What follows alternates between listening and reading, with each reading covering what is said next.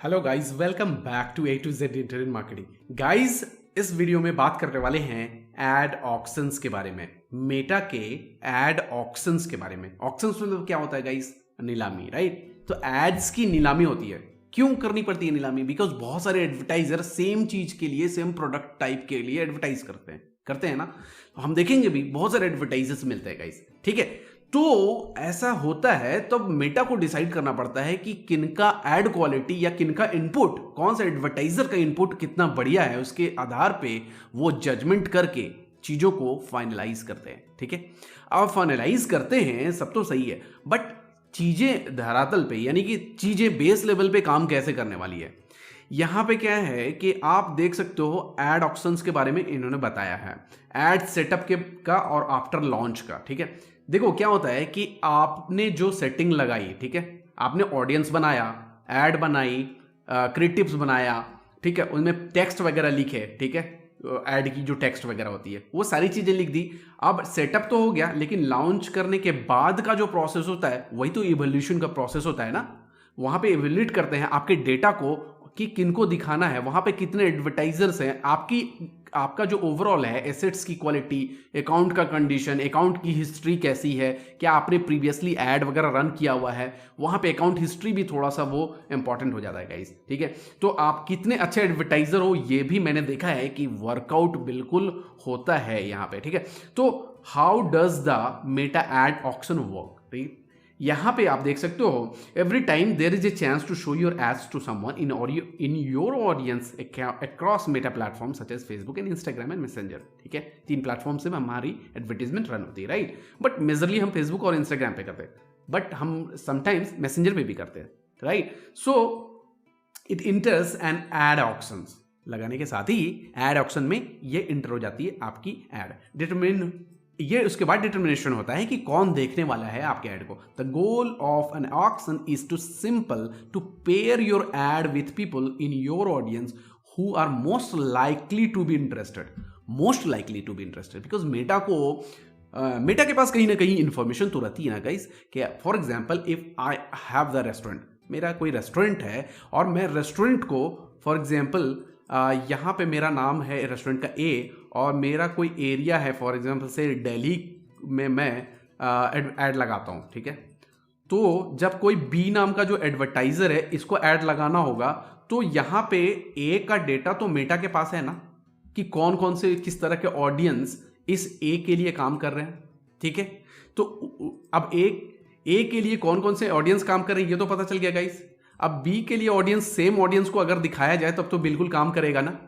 तो ये चीजें मेटा को तो पता होती है, ठीक है। अब इसलिए इंटरेस्ट तो उनको पता होता है, इसलिए वो एडसेट्स को ऑडियंस के और आपके टारगेटिंग ऑप्शंस के बेस पे वो सेग्रीगेट करके फिर फाइनली टारगेट करते हैं, ठीक है। तो यहां पे इसके बारे में इंफॉर्मेशन दे रखी है, you play the most important role in your ad success. मतलब मेटा ऐसा बोल रहा है कि आपका ही रोल सबसे इंपॉर्टेंट है। ऐसा क्यों है भाई? कि auction that picks a winner based on the highest bid, ठीक है। Meta's auction system looks at a number of factors equally to determine which ad is displayed. Guys, Google ads के टर्म में भी यही होता है, ठीक है। अब मेटा एड्स के टर्म में भी है। क्वालिटी तो देखते हैं, साथ में बहुत सारी चीजें इक्वली वो इवैल्यूएट करते हैं चीजों को कि किन किन चीजों, मतलब बाकी एडवर्टाइजर से इनकी चीजें यानी कि मेरी चीजें, वो चीजें कैसी हैं, ठीक है। फॉर एग्जाम्पल अगर मैं बात करूं गाइज, मैंने कोई ऐड लगाया हुआ है, उसके ऐड की क्वालिटी यानी कि क्वालिटी बहुत अच्छी है और मैं बजट थोड़ा सा कम लगा रहा हूं, लेकिन मेटा मेरे को एक मैसेज भेजेगा कि ऐसा एस्टिमेशन जो है आपका जो है लिमिटेड हो गया है बजट, उससे रिलेटेड आपको बजट अगर इनहेंस करते हो तो कहीं ना कहीं you will get much more और like traction to the leads, ठीक है। तो ये इन्फॉर्मेशन आपको मिलती है वहां पे। इससे रिलेटेड लाइक हम लोग बात करेंगे गाइस, ठीक है। Enough duration and compelling ad creative, ठीक है। एड क्रिएटिव, एड ऑब्जेक्टिव, ठीक है, budget and schedule, audience, creative, जो मैं बोलता आ रहा हूं गाइस, ठीक है। एग्जैक्टली इन चीजों पे डिपेंड करता है आपका एड का परफॉर्मेंस, ठीक है। एड का ऑक्शन जब होगा तो इन चीजों को मेटा जज करने वाला है। ऑब्जेक्टिव क्या है आपका, बजट एंड शेड्यूलिंग कैसे कर रहे हो, ऑडियंस कैसे हैं, आपने जो टारगेट कर रखा है वो कितने हाईली कॉम्पिटिटिव एडवर्टाइजर सेट में आ रहा है आपका ऐड, आपका नीश, आपका लोकेशन। ठीक है, जैसे फॉर एग्जांपल मैं किसी टायर 3 जो सिटी है वहां पे टारगेट करूं, तो वहां हो सकता है कि वहां पे उतने एडवर्टाइजर नहीं होंगे, तो मेटा को मेरा जो ऐड है वो दिखाना ईजी हो जाएगा। इंस्टेड अगर मैं दिल्ली में करता हूं जो टायर 1 सिटी है, वहां पे थोड़ा सा डिफिकल्ट रहेगा guys, right? So I think you are getting the point, right? Now how your input will influence your ad performance is assessment, delivery, optimization. ठीक है, ये इंपॉर्टेंट स्टेप्स हैं, इंपॉर्टेंट फैक्टर्स हैं guys. Once you have created your ad, the auction will look at the ad objective, budget. Objective क्या है add का? Budget कितना दे रहे हो पर डे का या पर मंथ का? बजट भी बहुत लाइक कॉमन, बहुत सारे लोग क्या करते हैं कि पूरा मंथली बजट एक साथ पुट कर देते हैं, वो भी एक फैक्टर हो सकता है। ड्यूरेशन हम लोग देखेंगे गाइस कि पर डे सही रहेगा या मंथली हमको पुट या ऑल इन वन लाइक एक बार बजट पुट करना सही रहेगा। ठीक है, हम लोग बात करेंगे उसके बारे में। Duration, audience, creative to help evaluate your ads, quality and relevance. Quality and relevance, बार बार ये टर्म मैं बोल रहा हूँ गाइज। जब आप एड्स रन कर रहे हो तो रिलेवेंसी और क्वालिटी, मतलब रिलेवेंसी अगर आपने मेंटेन कर दी तो आपका आधा काम हो गया। Relevancy in terms of like अगर आपका ऑडियंस रेस्टोरेंट, जैसे मैंने रेस्टोरेंट का एग्जांपल दिया था, रेस्टोरेंट का आपने ऐड लगाया हुआ है और वहां पे आपने मॉल वगैरह से रिलेटेड चीजें या दूसरी चीजें इरेलेवेंट चीज भी डाल रखी है, तो वो इतना टारगेटेड नहीं रहेगा, राइट? सो वहां पे मेक श्योर करना है कि रिलेवेंसी मेंटेन करें with respect to creative, with respect to text, with respect to landing page, सारी चीजें, right? Delivery, our auction system will begin showing your ad to the people in your audience to learn who is more likely to engage, because ये भी तो system है ना guys, ये भी तो लर्न करेगा आपकी चीजों को, ये भी तो आपकी चीजों को लर्न करेगा, उसके बाद लर्न करने के बाद आपके ऐड को सर्व करेगा।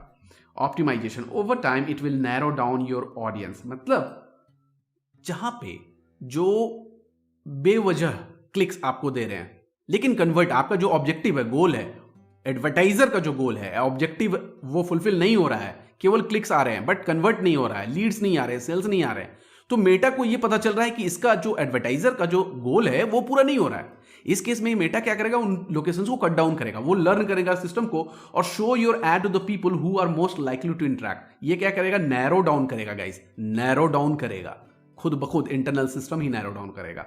ठीक है, so it will help you out to get most results possible for your budget, within the budget. So ये आप देख सकते हो ad quality and ad rejection के बारे में, व्हाट यू शुड नो।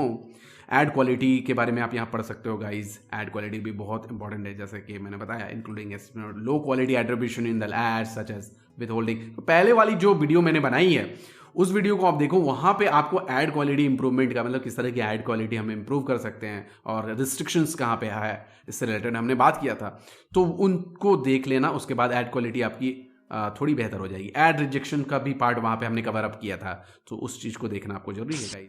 तो गाइज आशा करता हूँ ये चीजें समझ में आई होंगी और एड ऑक्शन कैसे काम करता है मेरा एड्स में, ये क्लैरिटी मिली होगी इसके बारे में। इससे रिलेटेड क्वेश्चंस है तो प्लीज कमेंट करके बताएं और थैंक्स फॉर वॉचिंग वीडियो। मिलते हैं नेक्स्ट वीडियो में।